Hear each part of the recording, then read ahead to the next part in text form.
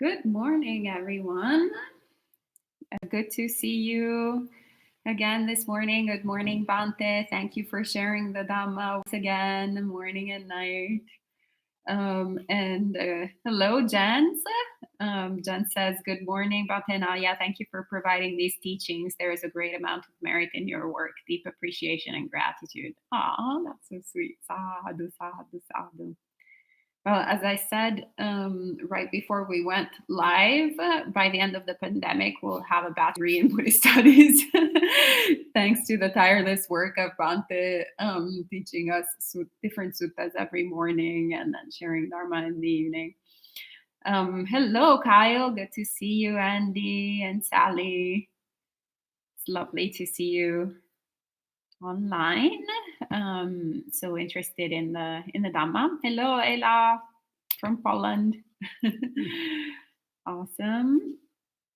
So this morning we will be studying the Pheṇapiṇḍūpama Sutta, the simile of the lump of foam, and there is a link to the sutta on the top of the live chat, so you can click that link if you don't have it on hand now, and we will be starting shortly. And good to see you, Raymond, as well. Welcome. All right, so without further ado, I can pass it on to Bhante. Namo tassa bhagavato arahato samma sambuddhassa. Namo tassa bhagavato arahato samma sambuddhassa. Namo tassa bhagavato arahato samma sambuddhassa. Buddham dhammam sangham namassami. So first I'd like to say that it's really wonderful that you all keep joining in morning and evening to study the suttas and meditate and listen to Dhamma. There's a lot of other things you could be doing with your time. You could be watching Netflix until your eyes bleed. You could be playing video games until your brain turns to goo. You could be stuffing yourself with snacks until you explode.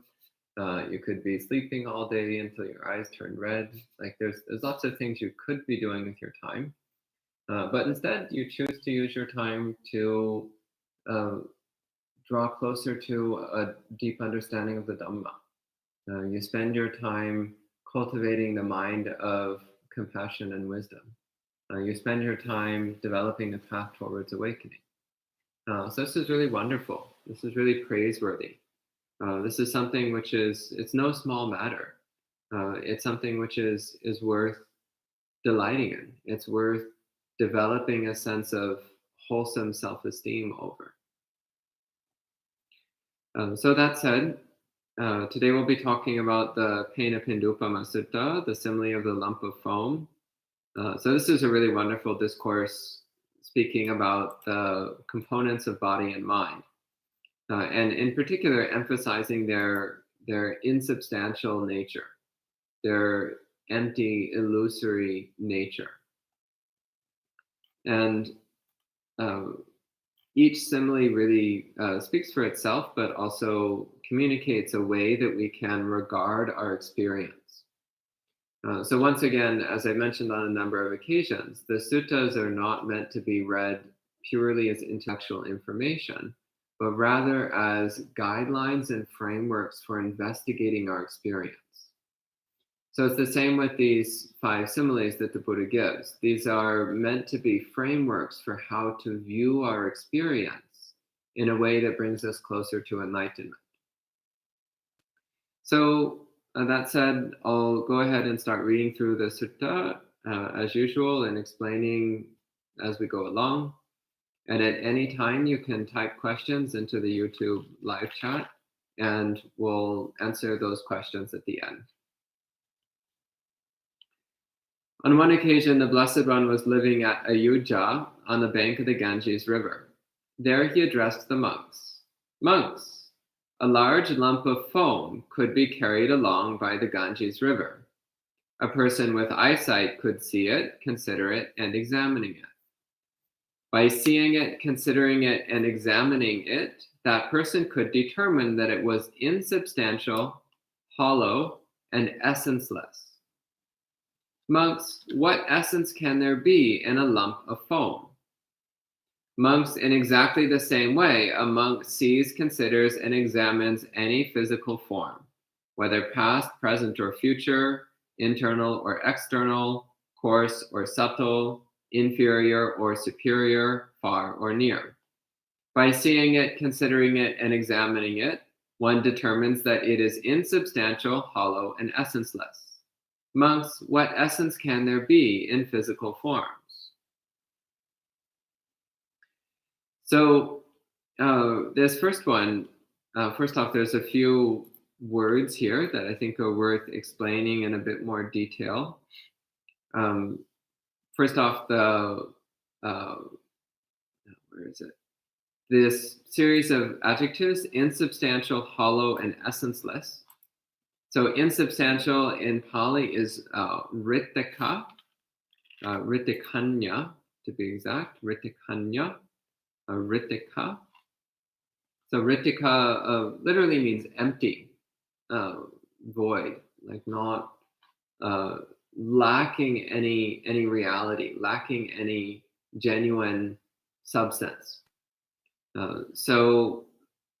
And the second word, the word translated as hollow, is tuchika or tuchikanya, which similarly has a meaning of empty or void or lacking any true essence, lacking any substantial reality.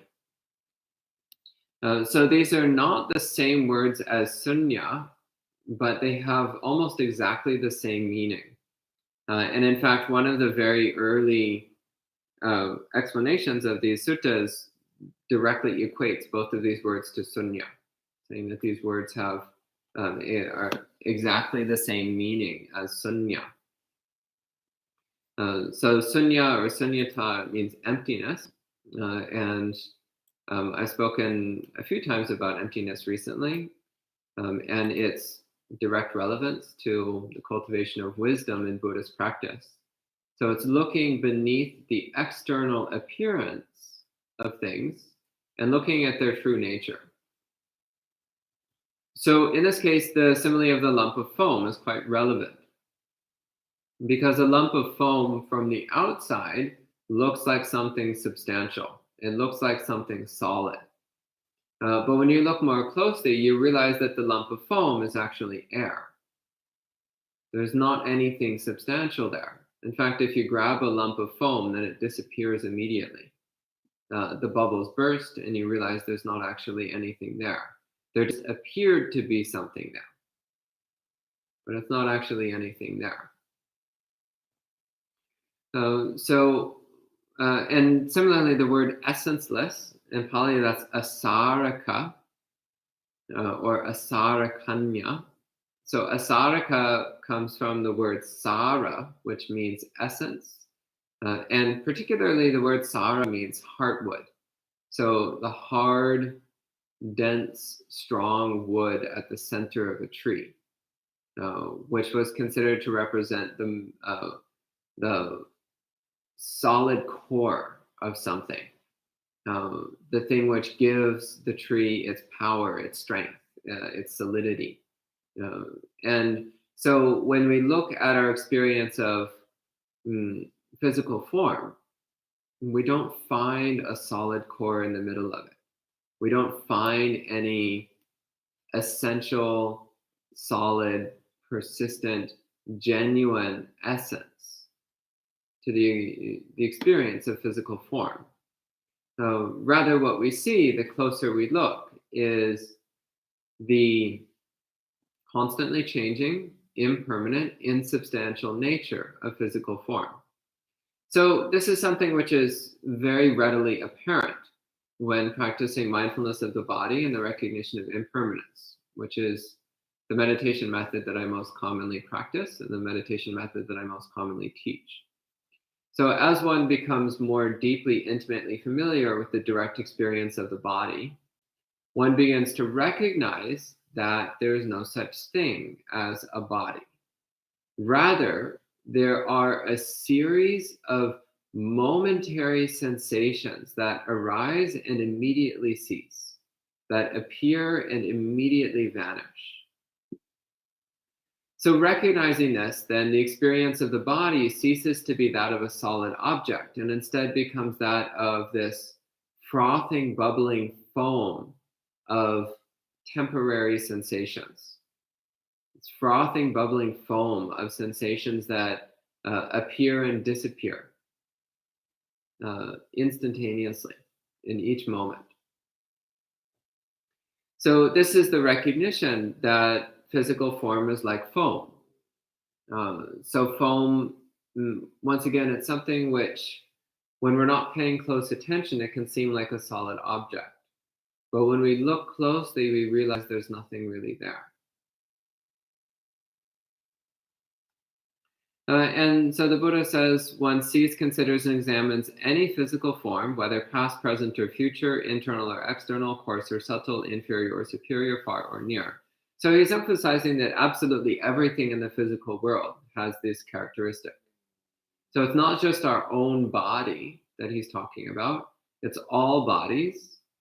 And it's not just living bodies, but also all inanimate matter. So all solid matter in the entire universe that ever has existed, ever will exist, or that currently seems to exist, all of it has exactly the same characteristic of being like a lump of foam.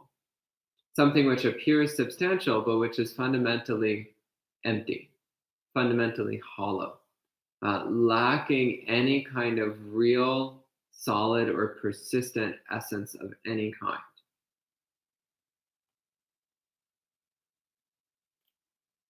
The second simile the Buddha gives, he says, monks, when it is raining in autumn and large raindrops are falling on the water, a water bubble might arise and vanish.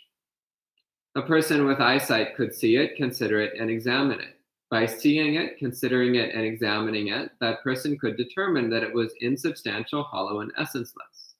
Monks, what essence could there be in a water bubble?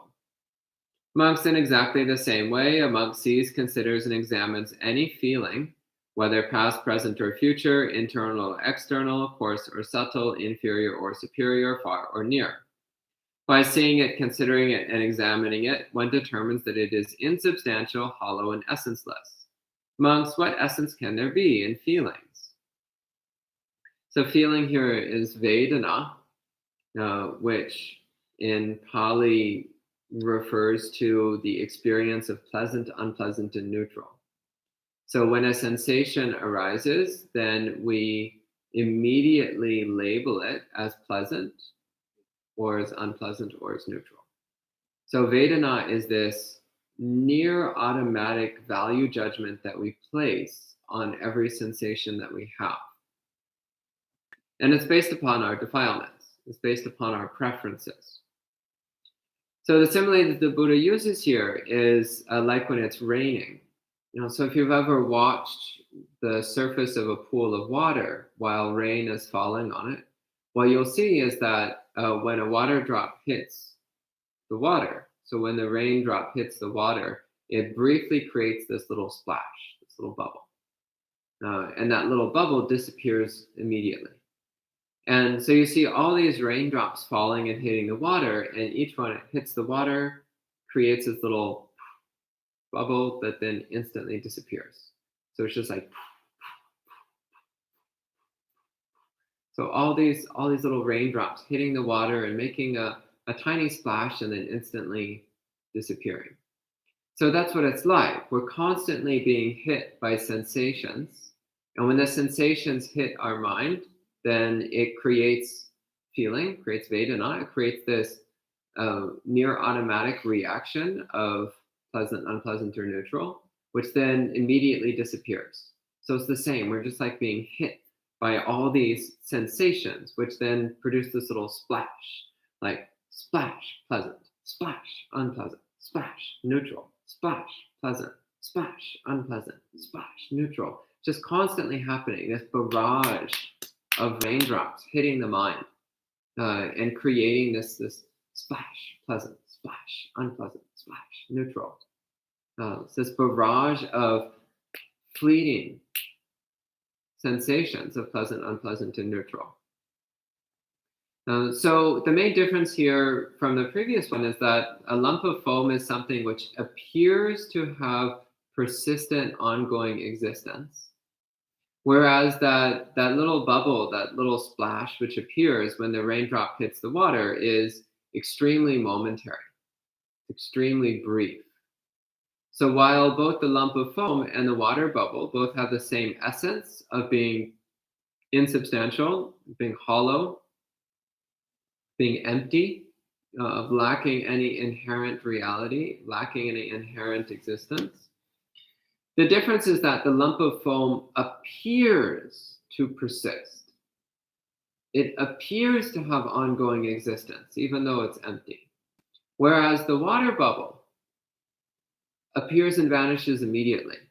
So it's much more apparent, it's much more obvious that the water bubble is a instantaneous, momentary, temporary thing. So the essence between the lump of foam and the water bubble is exactly the same, but the appearance is that the lump of foam is much easier to misperceive as a solid, persistent object.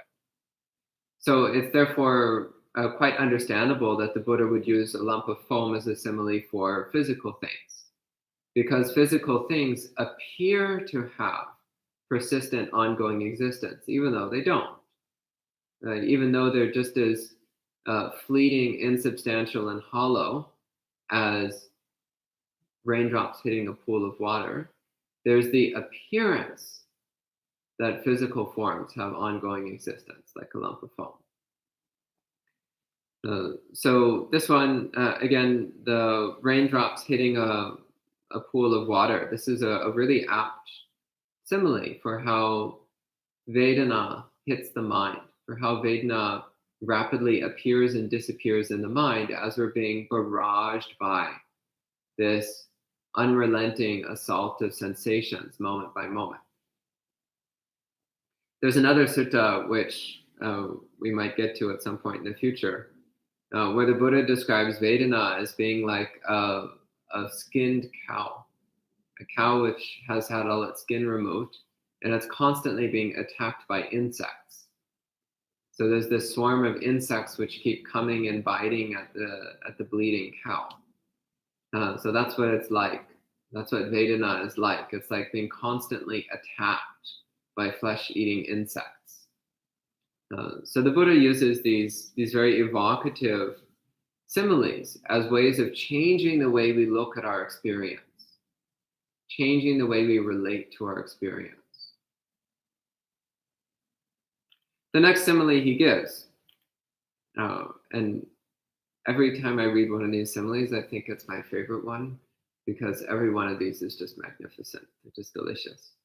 The next simile, the Buddha says, "Monks, in the last month of summer, a wavering mirage might appear at midday. A person with eyesight could see it, consider it, and examine it. By seeing it, considering it, and examining it, that person could determine that it was insubstantial, hollow, and essenceless. Monks, what essence could there be in a mirage? Monks, in exactly the same way, a monk sees, considers, and examines any perception, whether past, present, or future, internal or external, coarse or subtle, inferior or superior, far or near. By seeing it, considering it, and examining it, one determines that it is insubstantial, hollow, and essenceless. Monks, what essence can there be in perceptions?" So this one is sanya. So sanya is commonly translated as perception, but the meaning of it is a little bit closer to identification or recognition. It's when we place a label or an identity on a sensory experience. So there is the experience of sight, and on that experience, we place the label phone. Like, I am looking at a phone. It's a story that we tell ourselves based on labeling a sensation as phone. Or we hear something, and we place the label thunder. And then we tell ourselves a story. I am hearing the sound of thunder, based upon labeling an auditory sensation as thunder. Or we smell something and we place the label flowers, and then we tell ourselves a story. I am smelling some flowers, based upon placing the identity flowers onto a sensation through the nose. But these are just concepts in the mind. These labels and identities that we place on things, they're just concepts in the mind. And very frequently, they're dramatically inaccurate. There's been a lot of studies done in modern psychology showing how what people think they are perceiving is often dramatically different from what they're actually perceiving. So it's actually lovely how modern psychology is very, very slowly starting to discover exactly the same things the Buddha was talking about 2,500 years ago, in an incomplete patchwork and mind-bogglingly slow way, full of a lot of missteps and side trails. But still, they're slowly starting to uncover some of the same things the Buddha was talking about. So the simile here is the simile of the mirage. This is another very evocative image. So most people have probably had some experience, again, especially on a hot day, when you're maybe walking along the road or driving and you saw what looked like a pool of water on the road. But as you got closer to it, the image of that pool of water disappeared. And you realized that there was never a pool of water in the first place. It was just an illusion. It was just a mirage. So the exact physics of this escaped me, as apparently it has something to do with light and heat reflecting off of a surface creates the illusion of there being a pool of water. I don't understand how this works. I just know that it does, because I've had this experience many times. And if you don't know what's going on, it's very easy to believe that there actually is a pool of water on the road. And there's many other examples of mirages. This is just the most common one. The most common is the appearance of a pool of water on the road. There's many other ways that mirages can appear. And they all have the same characteristic. Something appears to be other than it is, and we mistake it. We take what we see to be something other than what it actually is.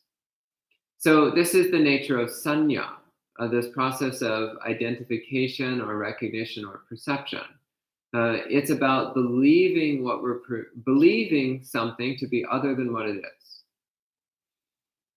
It's about a conceptual distortion of what we're experiencing. It's about telling ourselves a story about what we're perceiving, which is not accurate. Telling ourselves a story which is other than what is actually going on. So we do this all the time. We see something and we label it, and then we believe our label rather than our actual experience, our direct experience of what's happening.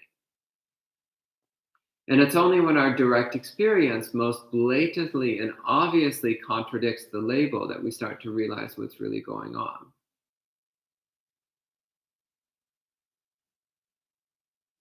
And one of the ways that this becomes apparent is when talking with other people. And we start to realize how dramatically different our experiences can be, how dramatically different our perceptions can be. A classic example of this, you might remember the old game of watching clouds. So I used to do this when I was a child with my friends. We would watch the clouds and we would say, oh, what does that cloud look like? And one person would say, oh, it's a rabbit. The other person would say, no, it's a donkey. The other person would say, no, it's a sports car. Somebody else would say, no, it's such and such. So even though in theory we're all looking at the same thing, in theory we're all having the same sensory experience. Because we are passing it through our personal processing system, our personal system of perceptual identification, we each come up with a very different interpretation. sometimes dramatically different interpretation. But this doesn't just happen with clouds. It happens with everything. Every single moment. Every single moment we are rewriting our experience to match our ideas about our experience. This is sanya. This is what we mean by perception. It's the process through which we rewrite our sensory experiences to match our concepts of reality. So through Buddhist practice, we can start to get beneath that. We can start to get in front of that process and start to actually see what our sensations really are, to recognize what's really going on moment by moment, to experience the sensations before the story.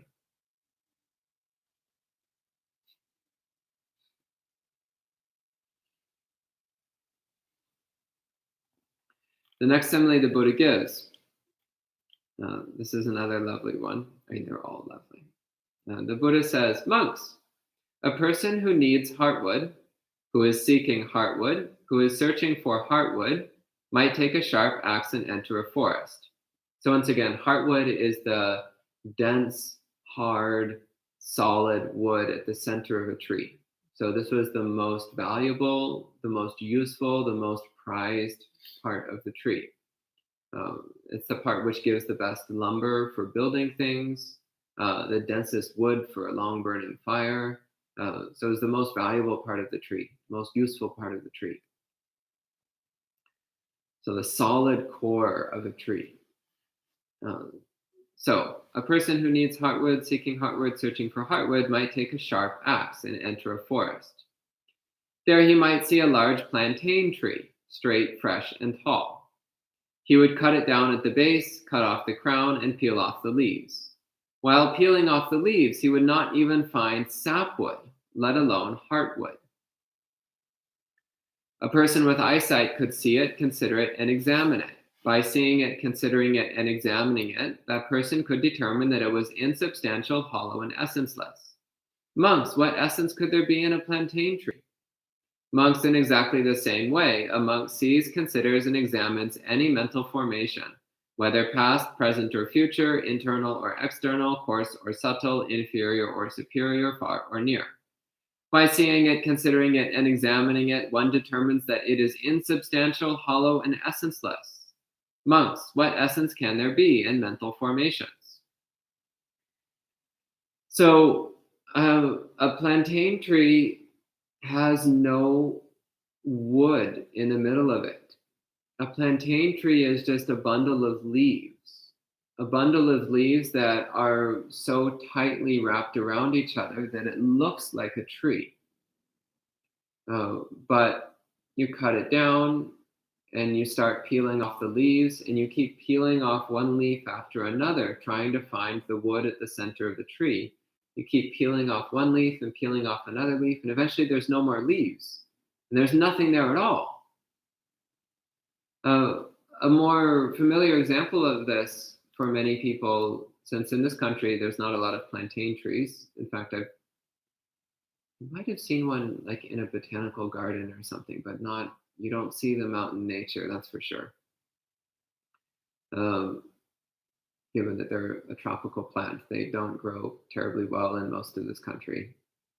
But a more familiar example in this country is an onion. So an onion is made up of layer upon layer upon layer. So you peel off one layer, and peel off another layer, and peel off another layer, and peel off another layer, and peel off another layer, and peel off another layer, and there's nothing there.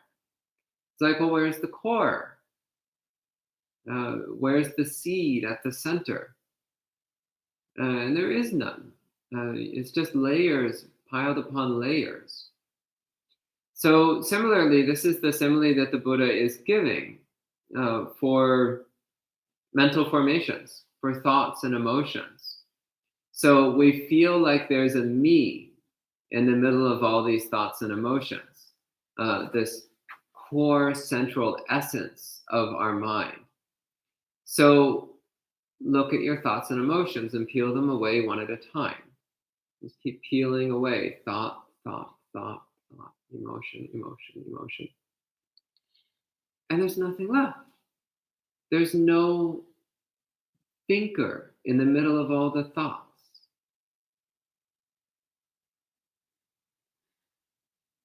There's nothing there at all.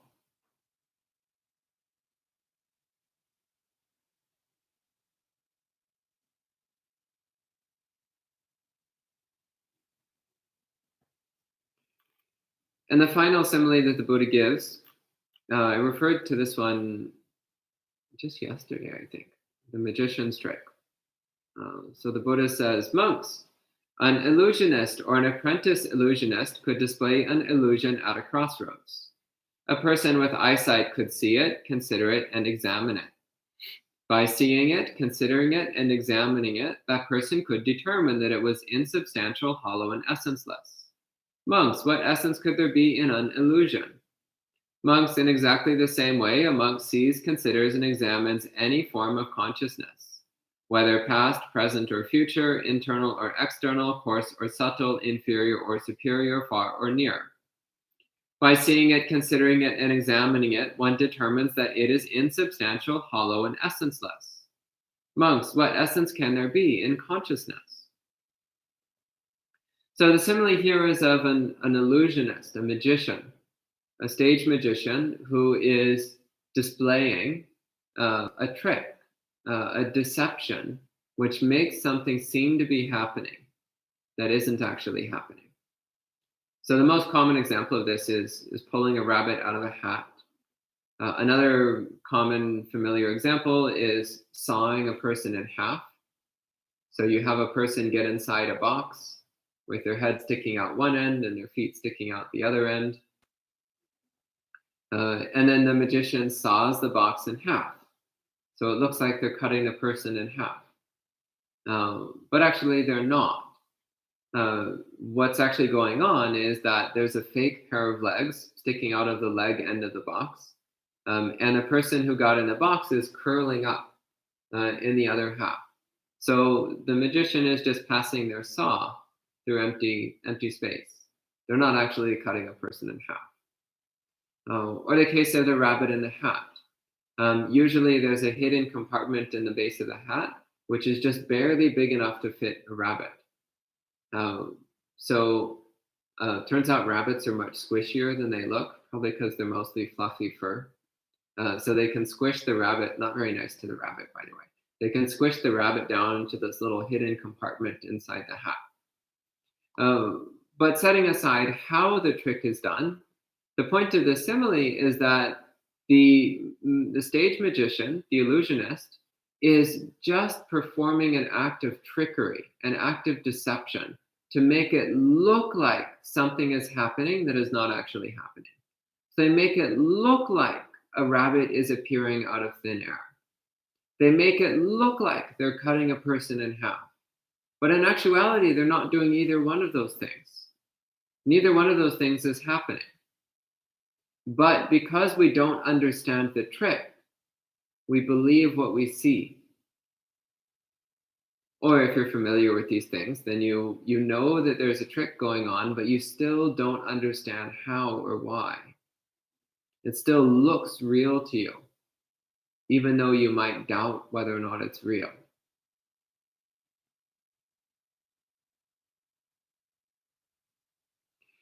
So it's the same with consciousness. So consciousness, there seems to be a person who is conscious of something external. I am conscious of seeing a sight. I am conscious of hearing a sound. I am consciousness of tasting a flavor. We think that this is what's going on. Just like a young child who goes to a magician's show thinks the magician is making a rabbit appear from an empty hat. Just as they think the magician is cutting a person in half without killing them. In the same way, we actually believe the illusion that we see. We actually believe the illusion of consciousness, the illusion that there is a person who is seeing an object. that there is a person who is hearing a sound. We actually believe that consciousness is what it appears to be. But in actuality, if we closely examine the experience, then we recognize that that's just a construct. It's just a concept. It's just an idea. In actuality, there is no separation between eye and sight. There's no separation between ear and sound. And there is no me that is seeing any of that. It's just the causal process unfolding. Just like if you have a coin, it looks like there's a heads and a tails to the coin. It looks like there's a front and a back to the coin. We talk about it as though those are two separate things, but actually they're not. There's just a coin, one thing. There's no such thing as the front or a back to a coin. There's just a coin. So in the same way, we think I am seeing that as though it was two separate things, as though they were two distinct things. But actually, it's all one thing. It's all inseparable. It only seems like there's two separate things because we don't clearly understand what's going on. But when we deeply examine our experience, when we deeply examine what's actually happening, then the illusion of consciousness evaporates. We recognize the inseparability of perceiver and perceived, the inseparability of sensor and sensed. And we're not fooled by the trick anymore. We also recognize that this process is a causal process which unfolds without there needing to be a person. It's just a natural process unfolding.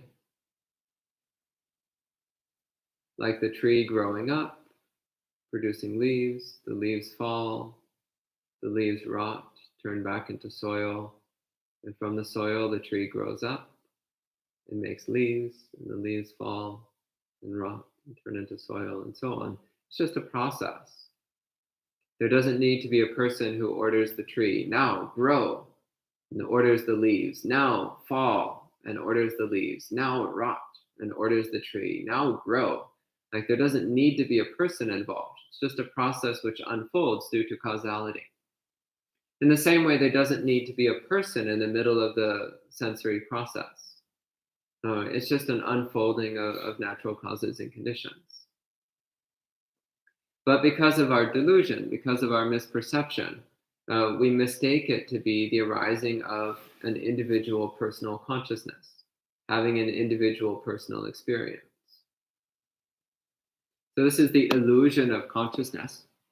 Again, for a very thorough analysis of this, I highly recommend reading the book Magic of the Mind by Bhante Nyanananda.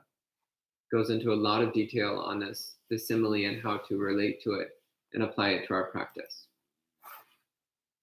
Then the Buddha says, monks, when a learned disciple of the noble ones sees in this way, he becomes disenchanted with physical form, disenchanted with feeling, disenchanted with perceptions, disenchanted with mental formations, disenchanted with consciousness. Being disenchanted, he becomes dispassionate. Dispassion liberates. When there is liberation, one knows liberated.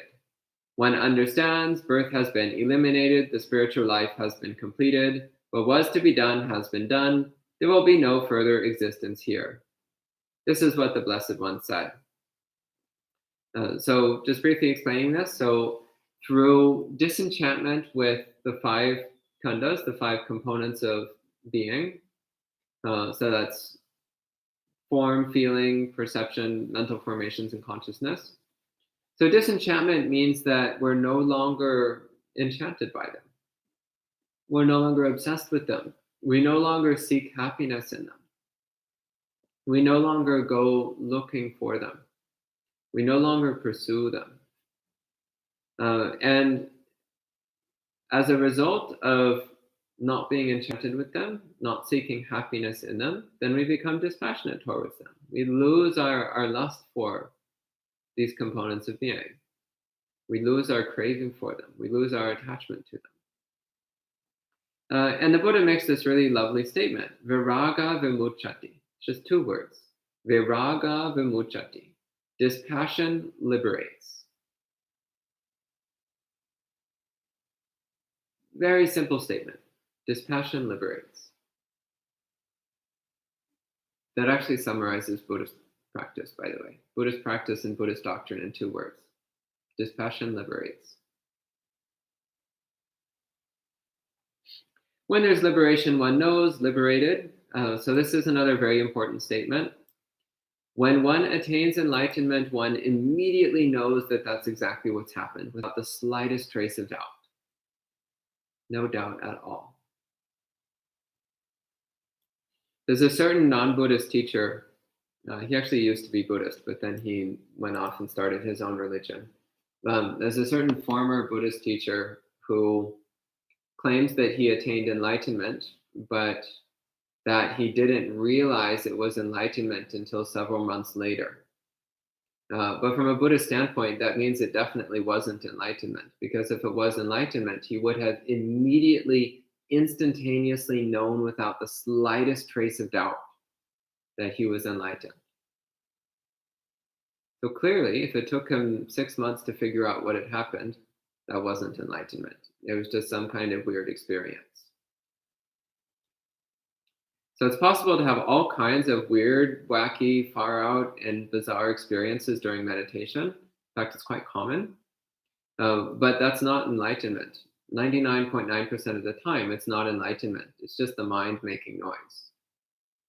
So this is really clear. When one attains awakening, there is the absolute, unshakable conviction beyond a shadow of a doubt that one has attained awakening. And that awakening is accompanied by unshakable happiness, complete purity of mind, and limitless compassion. So this is how one knows. So one understands birth has been eliminated, the spiritual life has been completed, but was to be done has been done. There will be no further existence here. In other words, with enlightenment, one is no longer trapped in the cycle of painful states of existence. So then the Buddha ends the sutta with a little poem. Every now and then he does this. He'll give a discourse and then he'll end it with a little poem, which kind of sums up what he just said. And as with any poetry, it doesn't translate very well. So you'll have to learn Pali in order to really get the flavor of what the Buddha is saying. So the translation here it's accurate, but it loses the poetry. Again, it's really difficult to capture poetry. Some of the early translators of Buddhist texts tried to translate Pali poetry into English poetic form, and it winds up sounding really awkward and forced and not particularly beautiful and also not particularly accurate. So rather than attempt to do that, I just translated it literally as it is. So I'll read through the poem. So it says, when this was said, the Sublime One, the teacher, further said this: form is like a lump of foam. Feelings are like water bubbles. Perception is like a mirage. Mental formations are like plantain trees. Consciousness is like an illusion. This is what was said by the kinsman of the sun.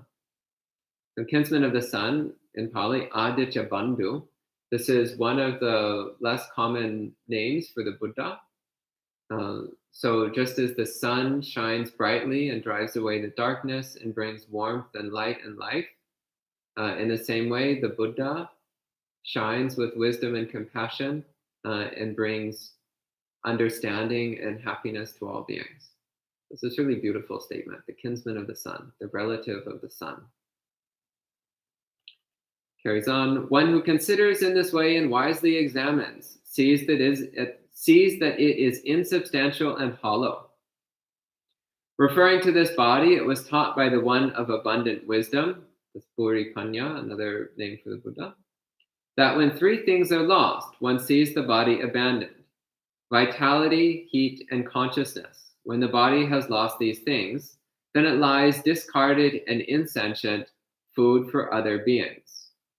This is the continuity. this illusion which deceives the foolish.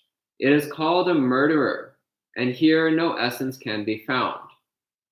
So there's elsewhere in the suttas, the Buddha refers to the 5 khandhas, the 5 components of body and mind, as being like a murderer, which follows behind you with a raised knife everywhere you go, just waiting for the opportunity to strike.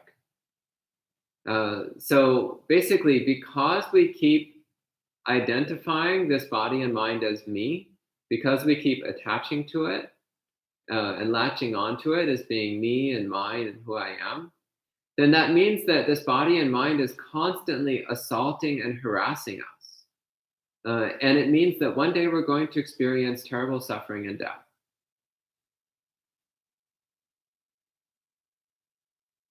Another simile the Buddha uses is it's like a person who pretends to be a loyal servant, but actually they've been plotting to kill you from day one.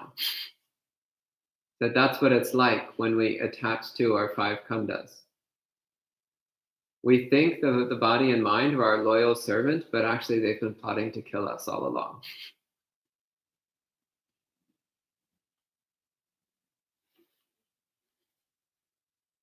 Jennifer's smiling.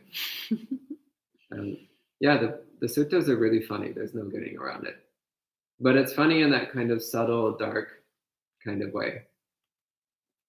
Which is probably why the British liked the suttas so much. And the Germans, actually. Mm-hmm. The first Europeans who got interested in the Pali Canon were the Germans and the British. This might be why. So, finishing, the Buddha says, regarding these components in this way, an energetic monk is clearly aware and mindful, whether it is day or night. One should abandon all the fetters, that's all of one's defilements and delusions, and make a refuge for oneself. In other words, make a place of safety for yourself, which is developed through wisdom and compassion. Live as though your head is on fire, intent upon the path to the deathless. So if your head was on fire, would you just sit there and be like, oh, my head's on fire? Well, that's interesting. I think I'll go find some pizza. It'll be fine. It'll go out on its own eventually. No, you would do everything in your power to extinguish that fire. So live as though your head is on fire means that we should be intently striving to make progress towards awakening in every moment. We should never pass up an opportunity. And this is also playing on the common simile that the Buddha uses of the defilements as being like fires of the mind, fires that burn the mind, that scorch the mind. Because actually our head is on fire. It's on fire with greed, hatred, and delusion. It's burning us every moment. So we should be trying to put out the fire. It's bloody unpleasant. It's really uncomfortable. And we can extinguish it at any time. And one of the ways that we put out the fire is by seeing the hollow, insubstantial, and empty nature of the 5 components of being. Recognizing that body and mind are empty, insubstantial. There's not really anything here. So that's all I have to say about this sutta. At this time, if there's any questions or comments, we can go ahead and take questions. Thank you so much, Bhante. Sadhu, sadhu, sadhu. There are quite a few questions and comments, but first, hello, Suzanne. Hi, Ki. Good to see you. And Sally says, I have been attending each session since my first time. Sadhu. Wow. Great. Good. Wonderful. Maybe we should create like certificates. Pandemic Buddhist certificate completed. Good to see you, Victoria. And Gabriela asks, all cells of a body die off daily, and we're completely replaced every 7 years and are consistently dying without our noticed. So while it looks like it persists, it's not actually persisting. So this is pretty apt with the foam appearing to persist when it doesn't. That's a good observation, Venerable Sir. Sanya, as you described, sounds kind of like what scientists know to be called schemas. Um, I don't know how to pronounce that. Sure. Schemes, maybe Yeah. both in English. Yeah. In that we have the ability to identify sense phenomenon through patterns and make mental models so it's appropriate. Since we can describe a chair as a four-footed seat with a back support as a chair, but then real life experience also knows the beanbag chair is also a chair and it has none of those qualities. So, practically, Bante, does this mean that identification and objectification of the self itself comes from mistaking all of these phenomena as a something that is owned or identified with? Yeah. Yeah. That's a part of it. Yeah. Yeah. Great, Gabriella. I think you should ordain and come here and join us. Yeah. I second that. Yeah. Sadhu. Also, I like your thing about chairs. Yeah, that was pretty neat. Yeah. Well done, Gabriella. We are fans. Yeah. So we have an empty room for you, Gabriella. And actually, these days we have quite a lot of empty rooms. Yeah. It's not only empty cloud, but empty monastery. And Rupa says, internal or external mental formation. Can you give examples? Amongst these, considers and examines any mental formation, whether past, present, or future, internal or external, coarse or subtle, inferior, superior, far or near. Well, one way of relating to this is inside your own mind versus outside your mind, meaning things in other people's minds. So whether it's your own thoughts or somebody else's thoughts, they all have the same nature of being empty. That's one way to relate to it. Another question to ask yourself is, where are your thoughts? Where are they located? I'll leave that for you to work on. Okay, what's the next question? Andy says, please tell me if I'm interpreting my experiences in line with Dhamma. At times, Vedana has converged to one taste, shall I say? Based on this, is it correct to say that all Vedana is essentially truly neutral or even void of neutral? I would say that fundamentally, sensations are not pleasant, unpleasant, or neutral. Fundamentally, sensation has no judgment. Judgment is something you add. So yeah, when you cultivate equanimity, then everything has the same taste, as you put it. Everything has the same Vedana. And it's a subtle form of, it's technically it would be neutral, but it's a subtle form of pleasant. So when you cultivate equanimity, then the whole division of pleasant, unpleasant, and neutral becomes absolutely irrelevant. Everything is just one taste, as you put it. And that taste is subtly pleasant. Rupa says, also, what does coarse or subtle refer to in this context? Vedana or feelings can be pleasant, unpleasant, or neutral. They arise dependent on contact, paticca samuppada, dependent origination. For example, I see contact, someone walking on the road, a good friend might cause pleasant feelings to arise in me. An enemy might cause unpleasant feelings to arise. Someone I don't know, I have neutral feelings, but all these arise due to our ignorance, avidya. All these phenomena are happening so quickly. When the Buddha says considers, examines, is he stating a mental dialogue after the experience, or can one see it as happens or before it happens? Okay, I think there were several different questions there. Yeah, I think. So starting at the top, so coarse or subtle. So coarse is things which are very obvious. Subtle are things which are not so obvious, which require one to pay closer attention to catch. So, for example,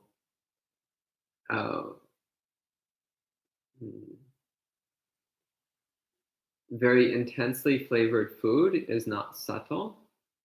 It's very obvious. So it's something which we notice very readily and easily.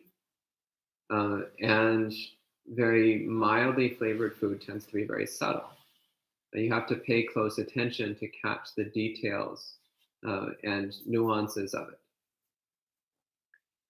So as I see it, that relates to the intensity of an experience.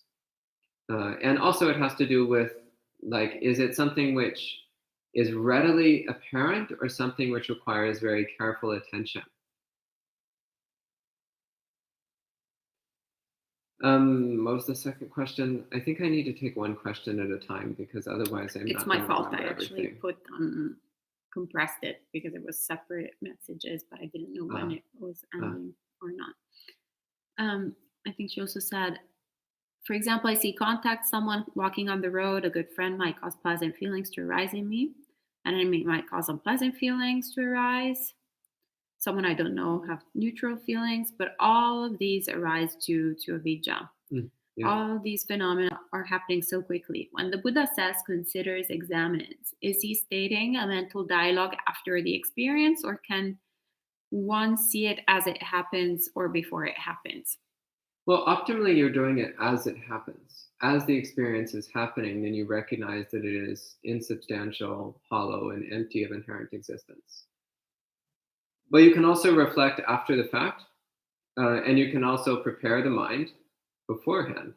So you can do all of these, but usually the most potent is during the immediate experience.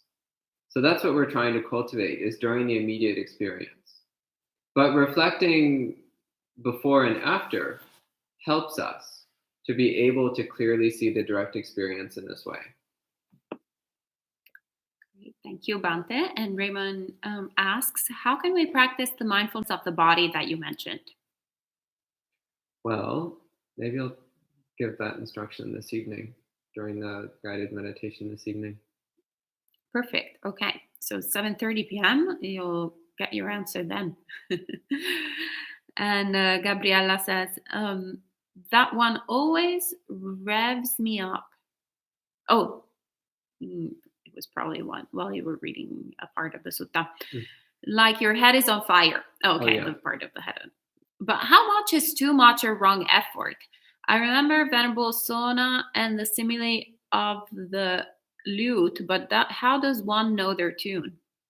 Yeah, actually, that sutta gives you the answer, because in that sutta, the Buddha says when you are putting forth excessive effort, then you become agitated. You become agitated and restless. So that's when you know you're going overboard, when you become agitated. All right. And Rupa says, Gabi, we value her a lot. She's definitely an invaluable resource for us at Student of the Path Discord channel. Great. It's wonderful to see that you're all connected already. And Mehmet says, thank you very much. How are anatta and sunyata different, as both seem like directing to insubstantial nature of reality? Haven't you asked this question before? Sounds familiar. Well, but the Buddha always says things over and over again because we never get it quite. Fundamentally, they're the same thing, but anatta is emphasizing that all things are empty of a personal essence. In other words, everything is empty of me and mine. Whereas sunyata is going a little bit farther in that it also wraps in anicca, saying that absolutely everything is empty of inherent existence. So sunyata is more like a merger of anatta and anicca. So it's a little more comprehensive of a concept. Thank you, Bante. And you'll just have to repeat it a third time and maybe we'll get it. And Andy says, Gabriella, for me personally, I can detect the mind pushing or going out of wanting insights or experiences. Then I know it's time to pull back and widen the aperture, so to speak. And Sally says, the example of order a tree. May I ask? I feel the intention is like ordering. How to discern this kind of order feeling when we have to intend to do something? Well, to some extent, that's actually the nature of our practice, is to form an intention to practice and telling ourselves to practice and pushing ourselves to practice. But then what often happens is once we actually start, the process kind of feeds on itself. The process builds on itself. So there's a certain amount of persisting momentum in our practice where you don't necessarily need to keep pushing yourself, you just coast for a while. It's kind of like riding a bicycle. You pedal really hard for a few seconds, and then you can just stop pedaling and relax, and the bicycle will keep moving along quite quickly for a while.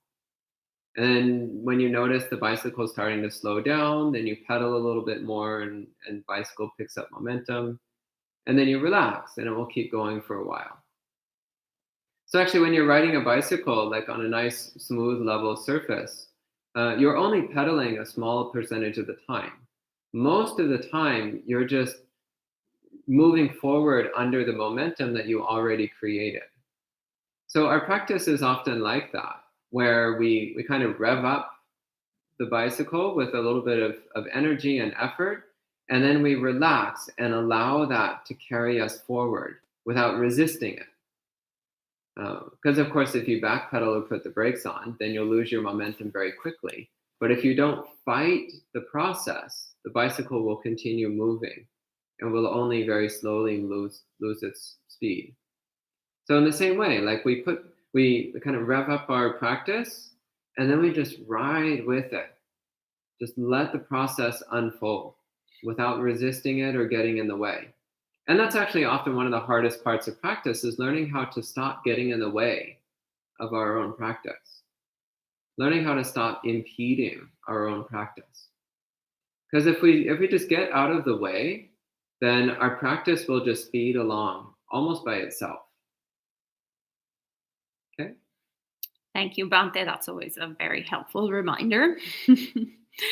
And Gabriella says, so when we're practicing Satipatthana meditation, is it much more important to intentionally look for unsubstantiality, or is insight supposed to arise on its own accord?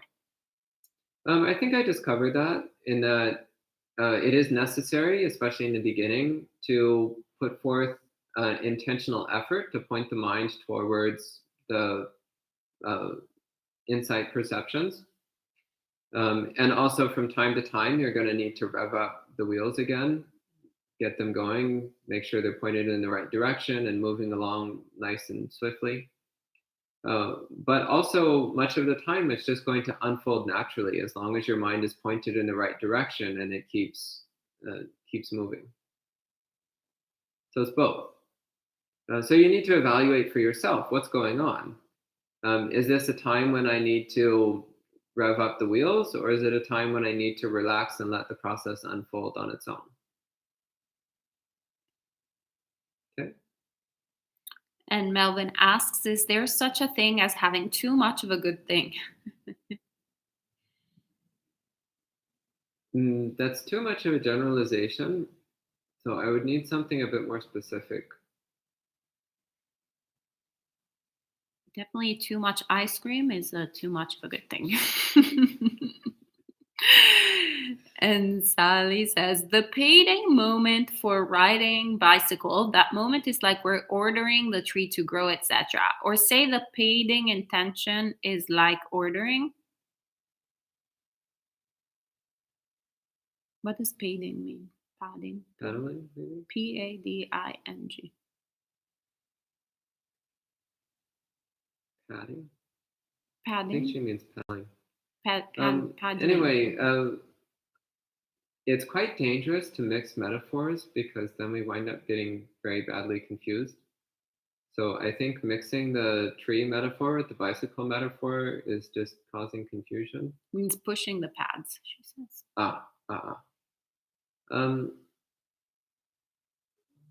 Yeah, I wouldn't mix the metaphors because those two metaphors were meant for quite different things. Yeah, so the metaphor I was using of the tree was meant to illustrate how consciousness is a process which appears within nature without the need of a self in the middle of it. But the thing about the bicycle was about our approach to our practice, where sometimes we're putting forth effort in our practice and sometimes we're allowing our practice to flow onwards. So the two metaphors are separate. I wouldn't try to combine them. Gabriella says, I can relate to impeding one's own practice because sometimes being so cerebral Cerebral. means I overthink a lot. How does one recognize and confront overthinking? She also adds later on, also the bike metaphor is super great. Once you mentioned that bike metaphor on effort, it clicked. That's a really good point. Hmm. Yeah. So thinking does have a place, but we need a lot less of it than we usually believe we do. So most of the time, most of the day, your mind should be silent. Most of the day. When you're actually studying Dhamma, then you can turn your thinking mind on again. Or when you're engaging in a discussion about Dhamma, you can turn your thinking mind on. Or at specific times when you decide, okay, I want to really work through the ramifications of a particular concept, then you can turn your thinking mind on for a period of time. But most of the day, try to just let your mind be quiet. It's amazing what a difference this makes in your life. Your day starts to be saturated with this serene joy. So try to let your mind be quiet most of the day. You don't need it most of the time. Okay. Rupa says something really awesome. She says, I like the onion simile. Bante G says it is on and on with I in between. Sadhu, sadhu, sadhu. Also, Andy likes that. And Gabriela says, that does sound nice. Thanks, Bante. I will do just that. And Key is asking Rupa how to join the Discord channel. So, Rupa, you can, if I think there's like some problems with YouTube censoring the live chat information. So if Rupa, you can't insert the information on how to join the Discord channel, feel free to send us an email with the information and we can send it to Key. And whoever is interested can also send us an email at info@buddhistinsights.com and we can connect you with the people organizing the Discord channel. So Sally says, sorry, when I mentioned the trees, I mean Bante gave great example that we don't have to order the tree to grow leaves to fall, but it happens naturally. But I feel like intention is like ordering. Yeah, it is like that sometimes. And there's a place for that. There's a value to that. Especially when you notice you're off track, when you notice you're going in the wrong direction or doing the wrong things or wasting a lot of time, then you do need to order yourself a little bit. So sometimes giving yourself a nice solid command, it's like, all right, put it down and go do some meditation. Okay, turn it off and go read some suttas. Sometimes you do actually have to order yourself. You have to order yourself like, okay, stop thinking those silly thoughts and let the mind be quiet. Sometimes it's actually quite useful to command yourself a little bit. So there is a place for that in our practice. Again, it's like the bicycle. Sometimes you have to pedal, or else the bicycle will slow down and stop moving. And that's particularly dangerous when you're going uphill, which is most of the time, by the way.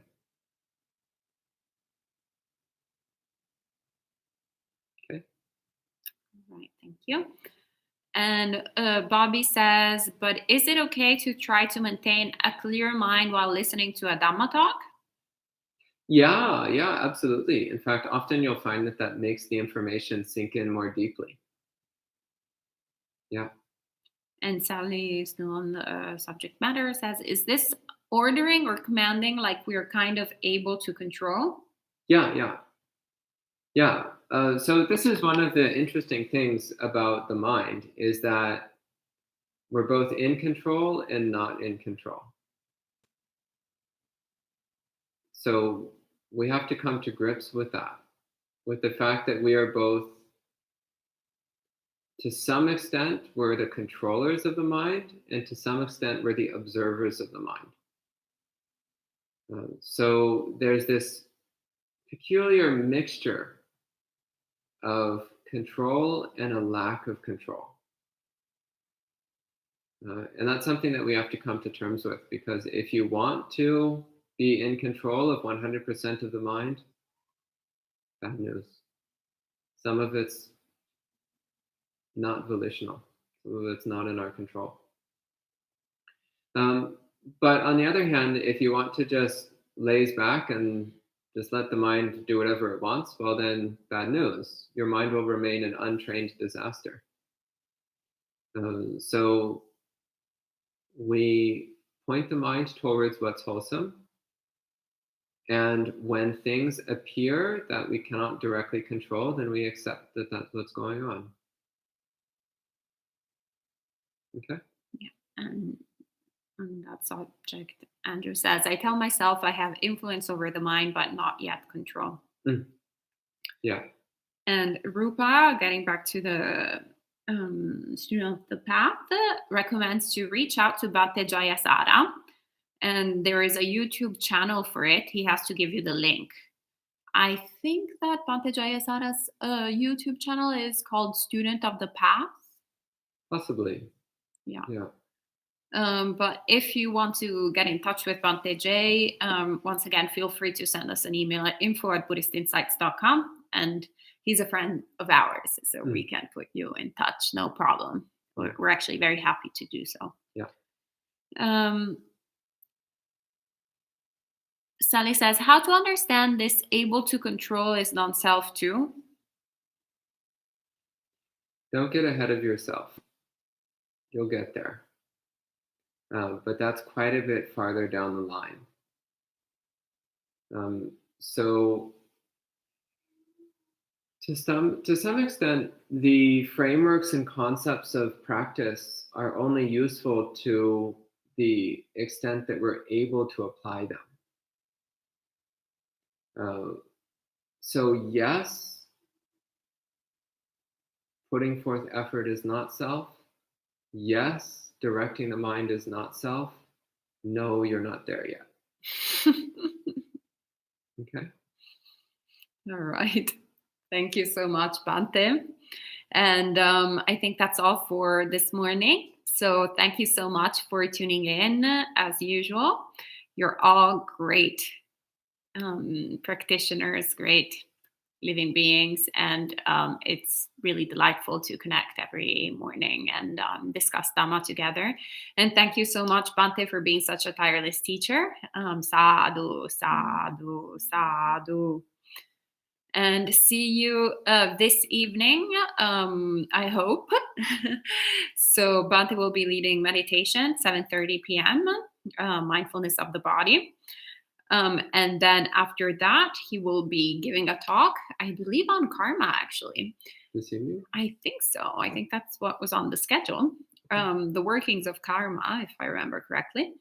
And then this weekend, we will be having retreat focused on strong emotions, which we're all probably experiencing to one degree or another in these times of pandemic. So there will be the usual meetings at 8 a.m. and 7:30 p.m., but then there will also be extra meeting time at 1:30 p.m. So tune in to that as well. All right. Hope to see you soon. And Sally says, may the merit of Bhante's and Aya's offering Dhamma, everyone's listening Dhamma, be supportive condition for attaining Nibbana. May we share these merits to all beings to end sufferings. Yes. Sadhu, sadhu, sadhu. Right. Have a great